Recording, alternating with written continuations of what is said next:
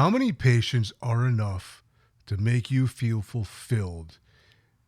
And also being able to pay an associate, staff, and a big office.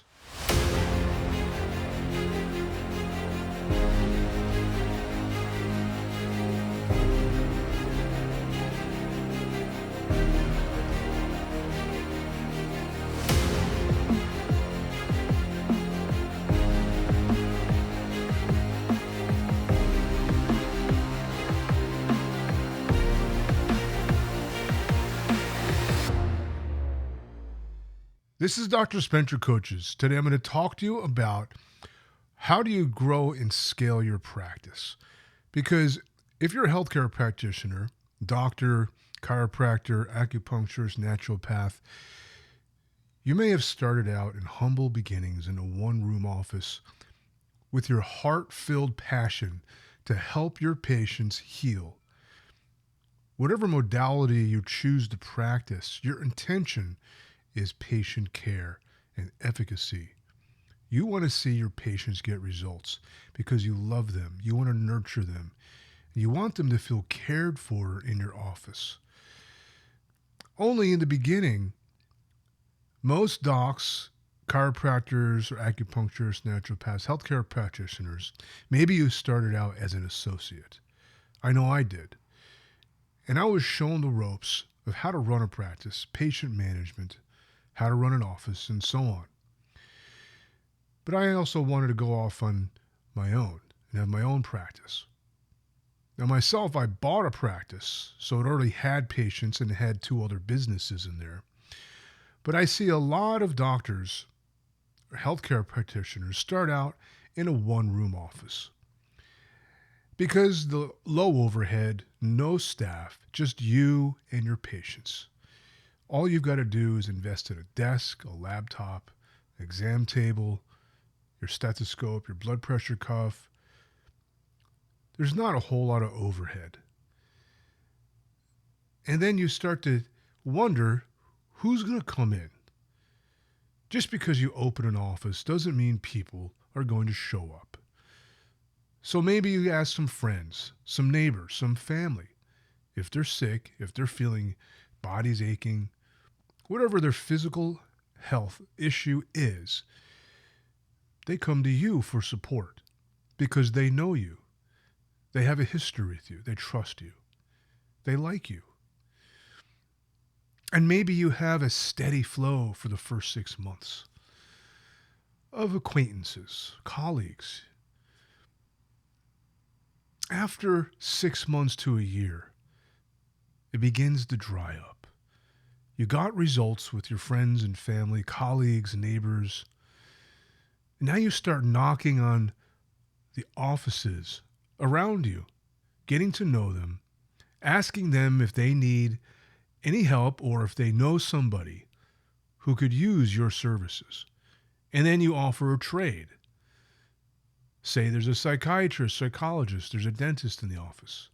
Say there's an accountant in your office building. You offer to trade them clients if they refer people to you. But how often does that actually happen? Are you really getting a lot of referrals that way? So over time, this passion that you have to nurture, care for, and heal the certain patient base begins to disappear. Because you realize that patients are not going to appear in your office, and you wonder, how are you going to get patients? And maybe you hook up with a social media marketer. Maybe you have 1 or 2 patients that are referral queens and kings. They just refer you so many patients. But then they move. And then what? People move. Maybe the area you're in is transitory. Maybe you have a local small town. You've seen almost everybody that you know. And there's other doctors who do the same thing you do. And you may hear the story, well, I go to this doctor. I go to this acupuncturist. Yeah, they help me. I go to this chiropractor. Yeah, they help me. In the back of your mind, you're thinking, now what? Of course, You don't say that to them. You say, great, you got the help you needed. That's all that matters. Because really, in your heart of hearts, that is what matters to you. But the reality of running a business sets in. And you realize that new patients are the source of revenue. Now, you don't want people to get sick. You don't want to see people just to make money, just to pay your bills. But you realize that the cash flow equals new patients.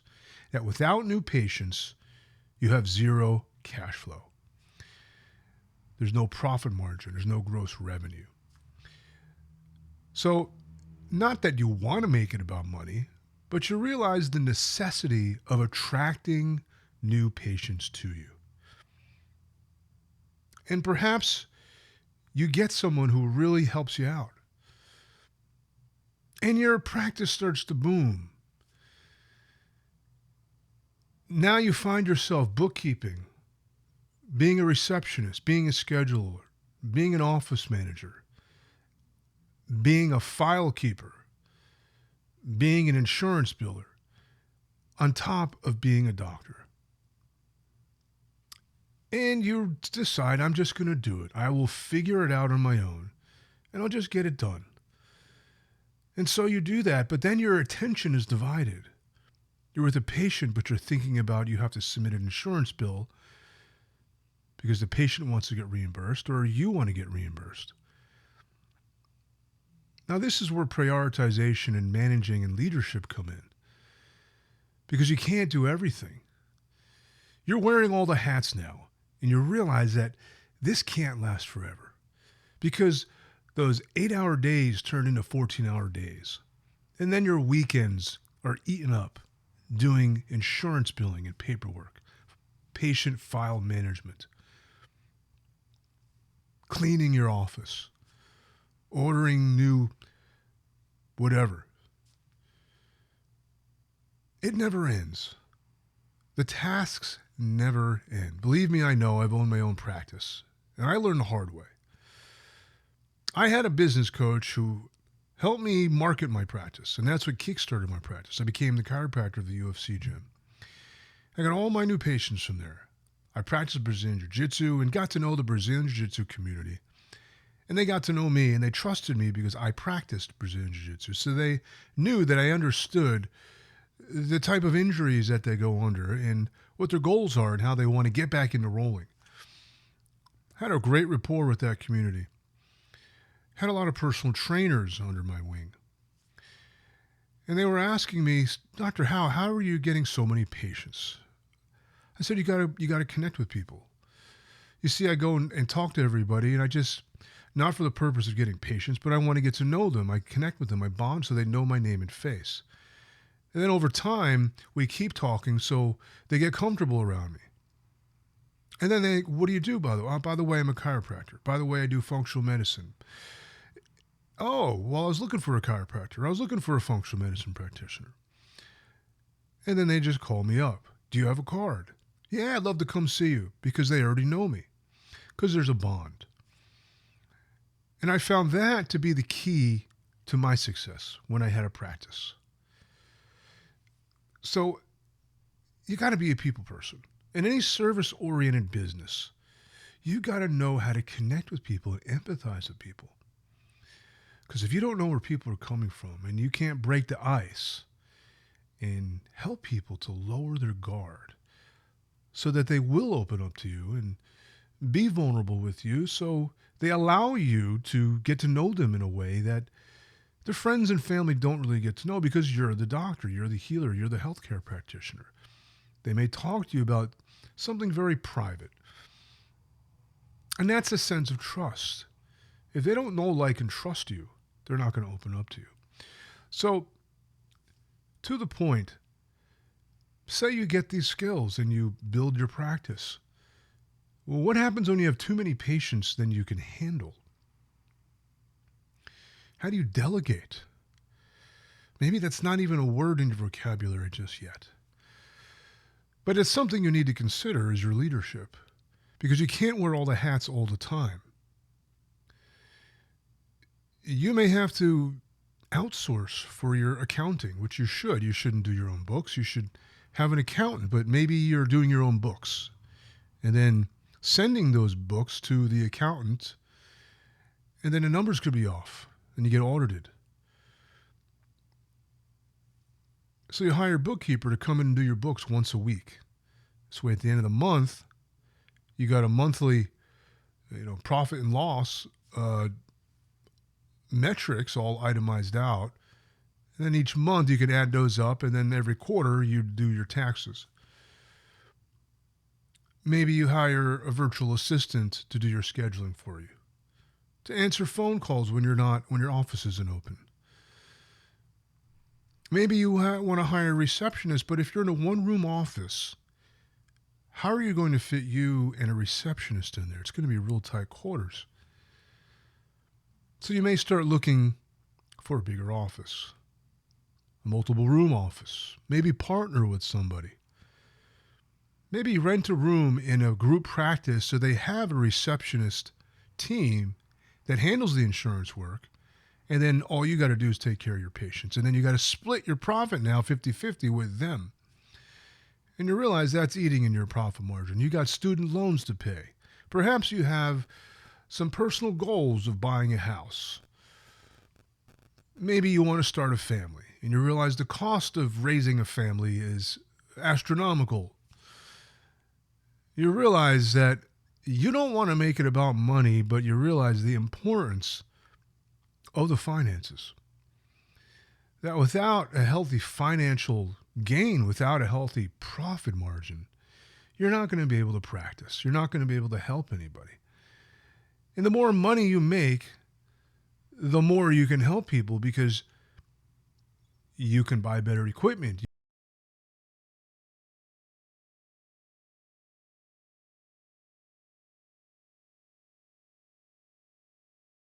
Director to manage the operations and manage the patient flow. So all you have to do is focus on your patients. That is the ultimate goal. I know a chiropractor who bought the building and he leases offices out. So they have their own practice. It's huge. They have a physical therapy section, different chiropractors, electrical stim, rolling, workout area. So the patient goes from station to station. In other words, there are different business models that you can adopt that can handle a large patient flow. Then your overhead increases. Now you got to pay more people. You got a more expensive lease. Your PG&E bill is higher. So in other words, when you get to a certain point in your practice, you're going to look to expand. Only you don't want to spend an enormous amount of money to expand and grow. Because if you hire people or if you rent a bigger office, it's eating into your profit margin. So there's something called scaling. Scaling is maximizing profit with very little investment. The ROI, the return of investment, is huge, because you need to bring in even more money. You need to double to quadruple your profit margin so you can pay another doctor, so they can manage a large chunk of your patients, so you can take days off work. And if they want to take days off work, you can manage their patients. It's a great system, but you got to make enough money to pay them, especially an associate. They're not going to work for minimum wage like a receptionist will. They're going to want a healthy salary. So maybe you hire them on commission. However many patients they bring in, you give them a base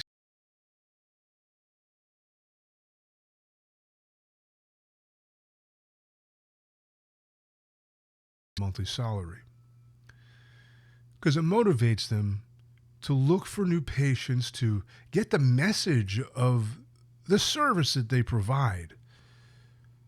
What can you do to help people? How can you help people? People don't know who you are. People don't know who your practice is, where your practice is. You have to get your name and face and your services and the message of your service to your target market. And now you got to train an associate to do the same thing. Maybe you don't hire another associate. Maybe you hire more staff to do the patient exams, to do follow-ups, to do the electrical stim, to do the massage, to do the exercises. You're not giving them the main, you're not prescribing.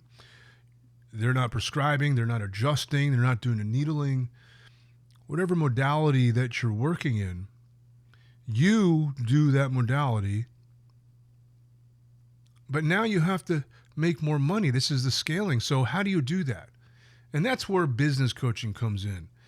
Because if you don't know how to scale your practice and you start investing more money, this is what most entrepreneurs do and causes them to go back into the red after they go into the black. Buying the latest, greatest chairs for the office. Buying the latest, greatest Mac computer. Whatever it is, getting granite tables, getting LED lighting that causes your office to be remodeled. You start investing in things that don't really bring you more revenue, bring you more patients, or help you to connect with more patients. In other words, you're not going to increase your profit margin by investing in these things. Streamlining your patient flow, your office management, and your marketing is how you scale your practice. This is something that a lot of doctors don't want to look at because it's not what you studied in school. You committed a lot of time into studying sciences. You committed to passing the national board exams. You put a lot of time into that. And you really want to know your stuff so you can take care of people. You're not interested in business. You're not interested in office managing unless you're business minded. Maybe you have experience as a receptionist. You understand how a medical office, how a healthcare practice office works, and you want to involve yourself in it. Maybe you've got to move out of paperwork and do EHR. Maybe your EHR software isn't that good and you need to update it or switch to a better system. Do you want to have iPads in every room or a laptop in every room or a desktop in every room that's connected on a network under the same EHR system where all you've got to do is load their file up and all of their exam findings are in there? You don't have to keep paperwork behind the office anymore. There are different ways to scale your practice. In other words, you have to adopt a business model that can handle more patients, attract more patients, and give you peace of mind. And that's systematizing the paperwork, patient flow, and procedures. Because if you're spending too much time with one patient, that prevents you from seeing more patients. If you're spending an hour with a patient like psychologists do, the maximum amount of patients a psychologist can see are 8 to 10 if they want to have a 10-hour day. 1 hour per patient. They are capped at 8 to 10 patients a day. Unless they move to a group practice, they have group therapy where they can practice therapy on 5 to 10 people at a time. Now you're quintupling your profit because now every hour, every patient, multiply that. You do the math. So with chiropractic, I worked for a chiropractor who would spend 30 seconds with each patient. And he had a knack for making his patients feel completely loved, completely cared for. And they never felt that he rushed. It was just his energy, his mindset was there. And if you don't have that mindset, your patients are going to feel rushed. Because in order to increase the profit margin, you need to create a high volume practice. I worked for an acupuncturist who would see 8 people at a time. She had 8 rooms. It was a conveyor belt. One person left, another person filled, another person left, another person filled, and it went down the line. Same with the chiropractor I worked for. Multiple treatment tables, treatment rooms. is the key to scaling a practice. Some doctors don't like that. Some have limiting beliefs. It's those limiting beliefs, whatever you may feel or believe about it, that's what's getting in the way. You believe it's wrong to see more people. It's somehow unethical to spend less time. These are just beliefs. You can give an equal amount of care in a shorter amount of time when the therapy is effective. When you're giving people the right treatment, it shouldn't take a long time to give. If the patient flow, the exam is done, and then the doctor comes in right afterwards, bam, on to the next one, gives 100% of his attention to the patient, not just look at the chart and then not even look at the patient and talk to the chart as if they're talking to the patient and then leave. That doesn't really connect well. So many patients are dissatisfied with that kind of service. But when you really look at a patient in the eyes and say, how are you? How's your back feeling? How's the temperature? Are you still having that cough? Are you still getting the headaches? Is it easing up? Let's have a look here. And you get right into it. You don't talk about the weather. You don't talk about what you did over the weekend. You don't talk about the latest game. You get right into their ailment and treat that ailment. And say, thank you, I'll see you at your next visit. We'll do a follow-up, or I want to see you 2 weeks from now. Schedule an appointment with the front desk. You don't even have to schedule it. There are ways of optimizing patient management flow to see more patients without diminishing the care that you give. This way, everyone feels cared for, and they value your services. They value you. A lot of doctors don't see this. They get caught up in insurance billing and not being reimbursed. Hire an insurance biller. They know the codes to write, so you get reimbursed. Or have the patient pay out of pocket, and then they get reimbursed by their own insurance company. You just charge them an admin fee to fill out the CMS 1500 forms, and then the doctor's notes, and then you give that to them, and they submit it to their insurance company. And you can have your medical assistant, your chiropractic assistant, your office assistant write that up for you. So you don't have to, so you can focus on helping patients. This is how a successful practice is run. It's systematized. There's a great book called The E-Myth. There's another great book called Atomic Habits. You see, any pattern of thought that you think that limits you from having this vision of scaling and growing your practice, of seeing more people, those mental blocks, that self-doubt, the idea of right and wrong that you have set from somewhere, from your childhood most likely, creates this value system, and it creates a lens and a filter of which you see the world through.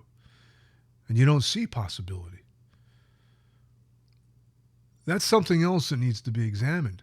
And this is where coaching comes in, because without someone looking at it from the outside, you'll never get that third-person perspective. You'll think you've got it all figured out, and you realize you have blind spots. Things about yourself, about your practice, about how you run your business that isn't apparent to you. That when you have this outside perspective, who can see the big picture, see your strengths and your weaknesses, then I can help you hone in on them, fine-tune them, and create a system for your practice that works for you. Not every practice is a cookie-cutter practice. There's a ways of spending more time and then you charge more money. You can do it like that as well. See less people and charge even higher fees.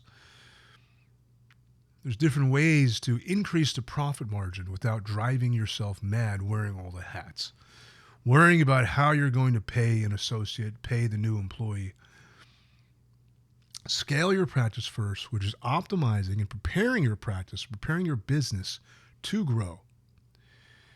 Once you start to double or quadruple your profit margin, now you can take that money and start to hire an associate, rent a bigger office, hire more staff.